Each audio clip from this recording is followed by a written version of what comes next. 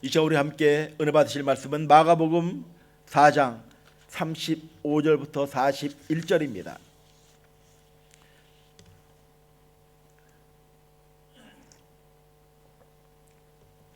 마가복음 4장 35절부터 41절입니다. 우리 한 목소리로 합독합니다.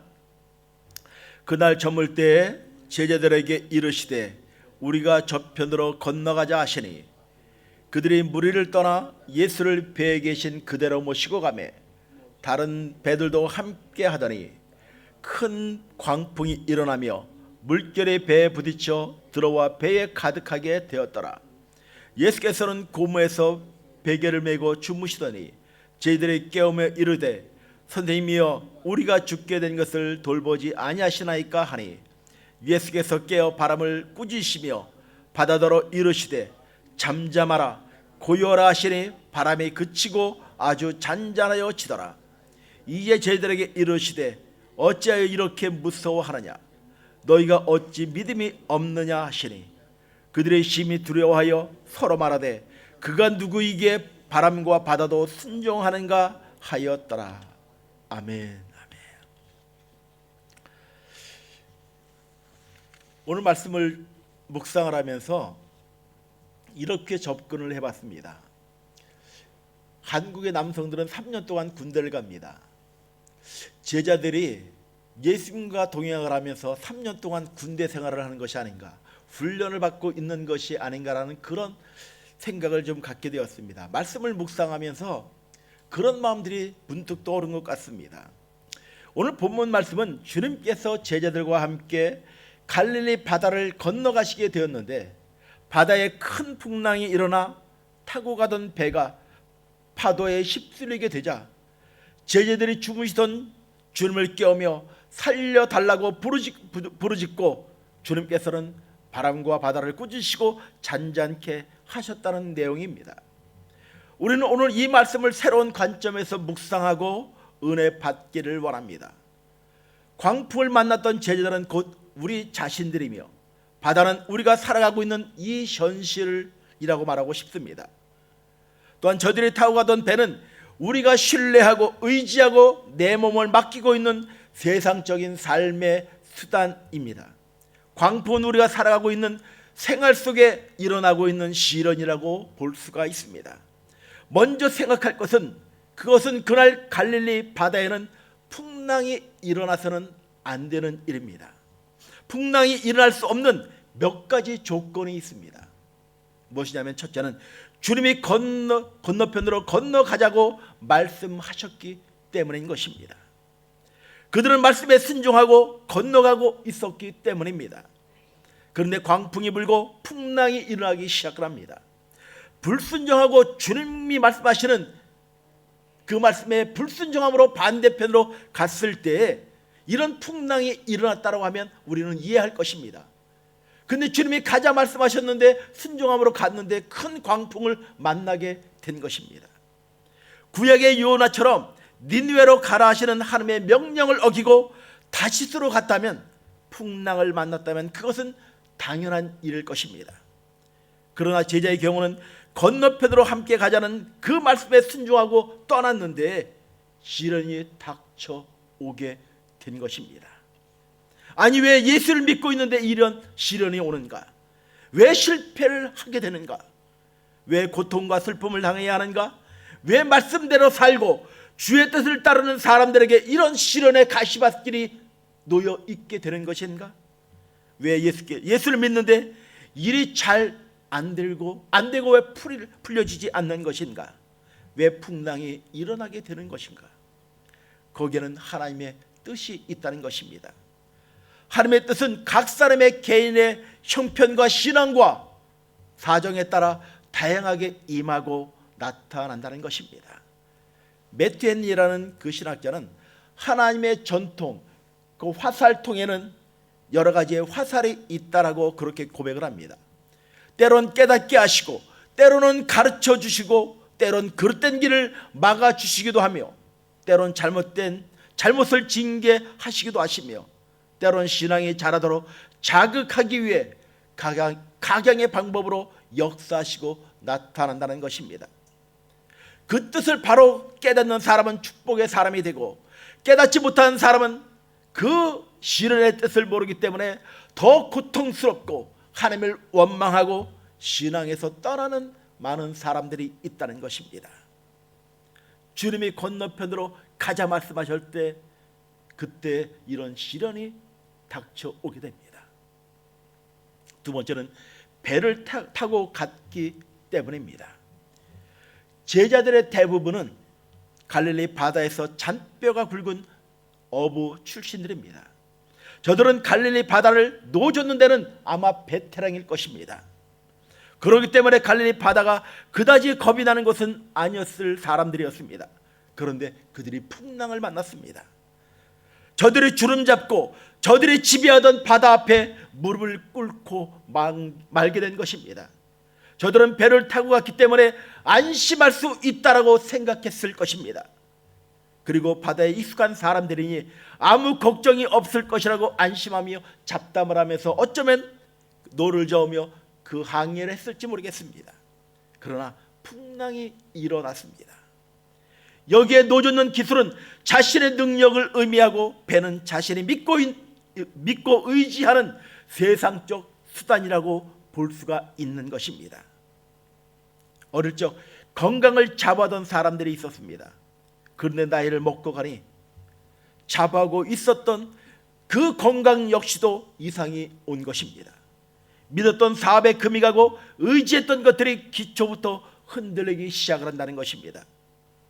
그래서 전도 저자는 헛되고 헛되도다 모든 것이 헛되다라고 고백을 합니다. 이 세상도 그리고 세상에 있는 그 어떤 것도 의지하고 나를 전적으로 맡길 것들이 못 된다는 것입니다. 제자들은 어부였습니다. 갈릴리 바다, 그 바다는 그들이 놀던 물이었습니다. 그런데 그들은 풍랑을 만났습니다. 세 번째, 주님을 모시고 함께 가고 있었기 때문입니다. 이 이유는 말씀 따라 떠났다는 사실보다, 배를 타고 갔다는 사실보다, 저들이 어부 출신이어서 기술이 좋은 사람이라고 하는 이유보다 더 중요한 이유인 것입니다. 예수님을 모시고 함께 가고 있는데 풍랑이 일어났다는 것은 해석하기가 참으로 곤란한 문제가 아닐 수가 없을 것입니다.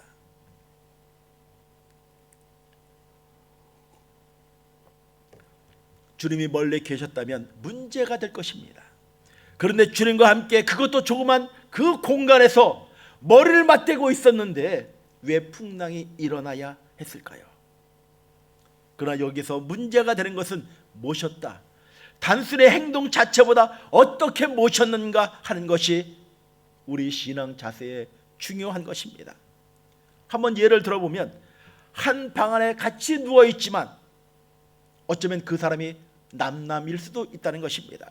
같은 버스, 같은 좌석에 앉아 있지만 어쩌면 남남일 수도 있다는 것입니다. 그러나 한 사람은 서울에 있고 한 사람은 호주에 있는데 그 사람이 너무 보고 싶고 그리워서 밤잠을 이루지 못하고 상사병이나 하루도 빠지지 않고 수시로 문자를 보내고 또한 전화도 하고, 이 전화로 도저히 그 그림을 달래지 못하기 때문에 영상통화로 사랑한다, 보고 싶다, 그립다라고 계속 이야기하는 것입니다. 어느 쪽이 참된 만남의 관계일까요? 우리가 모시는 주님도 마찬가지일 것입니다. 바로 로마서 5장 8절에 우리가 아직 죄인되었을 때 그리스도께서 우리를 위하여 죽으심으로 하나님께서 우리에 대한 자기의 사랑을 확증하셨다고 말씀하십니다. 우리 주님을 가장 제일 좋은 자리, 내 마음의 주님을 모시는 일이 중요하다는 것입니다. 그리고 주님이 지배하시는 대로, 주님이 이끄신 대로 아멘하며 살아가는 그 삶의 모습들, 이것이 주님을 참으로 모신 신앙의 모습일 것입니다. 풍랑이 배에까지 영향을 주는 것처럼 우리 삶에 원치 않는 재난이 일어나고 지진이 일어나고 환란이 일어나고 사건이 터지고 사고들이 일어날 수 있고 일어나고 있습니다. 대수롭지 않게 불기 시작하던 바람이 미친 바람으로 변했고, 잔잔하던 갈릴리 바다는 물결과 물결이 부딪히는 소리로 두려움을 갖게 하였고, 물결은 배 안까지 들어와 배 안에 가득 차게 되었습니다. 시련의 절정입니다. 제자들은 자신의 힘으로 해결해 보기 위해 노력을 했을 것입니다. 그러나 미치듯 요동치는 광풍의 바람은 그치지 않았고 넘쳐 들어오는 물결을 막을 길이 없었습니다. 이젠 도저히 자신의 지혜나 능력과 기술로는 이 사태를 수습할 수 없다는 한계를 느끼게 된 것입니다. 우리는 처음에는 문제를 해결하기 위해 자기 힘으로 노력을 하지만 되지 않을 때 문제가 커지고 점점 확대되고 어려움에 봉착하게 될 것입니다. 이때 우리는 제자들처럼 주님, 우리가 죽게 되었나이다, 우리를 좀 살려주십시오라고 주님을 불러야 하는 것입니다. 이것은 주님이 함께 하셨고 주님의 명령에 순종했고 내가 놀던 잔뼈가 굵었던 그 갈릴리 바다였습니다. 이것은 시련이 아니라 하나님이 우리를 훈련하기 위한 하나님의 사랑의 모습인 것입니다. 초대 말씀을 드렸던 것처럼 이 제자들은 3년 동안의 주님의 그 훈련을 톡톡히 지금 받고 있는 것입니다. 우리 삶 가운데 시련과 어려움이 있다면 이것은 나에게 영원히 오는 시련과 고통이 아니라는 것입니다. 이것은 지나가는 것입니다. 이 광풍은 지나가는 것입니다. 어떻게 지나가느냐고요? 불평에 원망하며 지나갈 수도 있지만 주님, 나의 삶 가운데 함께 하십시오, 주님이 일하시고 역사하실 것입니다, 그리 신뢰합니다라는 그 고백으로 나아갈 때, 주님을 바라보고 의지하며 나아갈 때 그 모든 풍랑들은 잔잔케 되는 것입니다. 본문 39절에 보면 예수께서 깨어 바람을 꾸짖으시며 바다도 이르시되 잠잠하라 고요하라 하시니 비바람이 그치고 아주 잔잔하여 지더라. 40절에 이에 제자들에게 이르시되 어찌하여 이렇게 무서워하느냐, 너희가 어찌 믿음이 없느냐. 풍랑이 일어나 두려움을 갖는 것은 당연한 것입니다. 인간은 당연히 두려워하고 떨고 걱정할 것입니다. 근데 그 문제를 가지고 주님은 이렇게 말씀하십니다. 너희가 어찌 믿음이 없느냐. 믿음으로 지금의 문제를 바라보는 것이 아니라 믿음으로 주를 바라보라고 말씀하여 주고 있는 것입니다. 이 시련의 목적 같아서는 저들의 믿음을 테스트하기 위한 것이었습니다. 파멸시키고 죽게 하려는 시련이 아니라 믿음을 시험하려는 시련이었던 것입니다. 사랑하는 성도 여러분, 시련을 당하고 계십니까? 주님을 찾으시기 바랍니다. 그 시련의 물결이 배전을 두드리고 있습니까? 아니 배까지 들어와 넘치고 있습니까? 체면, 채통, 위신 다 내던지고 주님, 나를 좀 살려주십시오라고 주님을 부르시길 바랍니다. 그리고 하나님의 이 시련을 통하여 나의 믿음이 성장하게 해달라고 기도하시기 바랍니다. 그렇게 하면 놀라우신 주님, 전능하신 주님은 잔잔하라 고요하라고 시련의 물결을 평온케 하여 주실 것입니다. 내가 시련을 겪고 계십니까? 주님께 주님 도와주십시오. 연약한 인생 주님 붙잡아 주십시오. 주님 나라 가는 날까지 하나님 나를 좀 붙잡아 주십시오. 주님을 떠나서는 나는 아무것도 할 수 없습니다라는 그 고백을 드릴 때 주님이 말씀하실 것입니다. 잔잔하라 고요하라. 그러면 주님이 주시는 참된 평안과 기쁨이 나의 삶 가운데 넘쳐나게 될 것입니다. 사랑하는 성도 여러분, 지금의 시련은 시련이 아닌 것입니다. 하나님이 나를 더욱더 강한 믿음으로 훈련시키기 위한 하나님의 사랑의 손길인 것들을 믿으시기를 주의 이름으로 간절히 축원을 드립니다. 하나님, 주님 도와주십시오. 나를 좀 살려주십시오. 나의 사랑하는 자녀들을 좀 붙잡아 주십시오. 우리 사랑하는 성도를 좀 붙잡아 주십시오. 부르짖고 간구하는 우리 귀한 하나님의 백성들이 되길 주의 이름으로 간절히 축원을 드립니다. 기도하시겠습니다.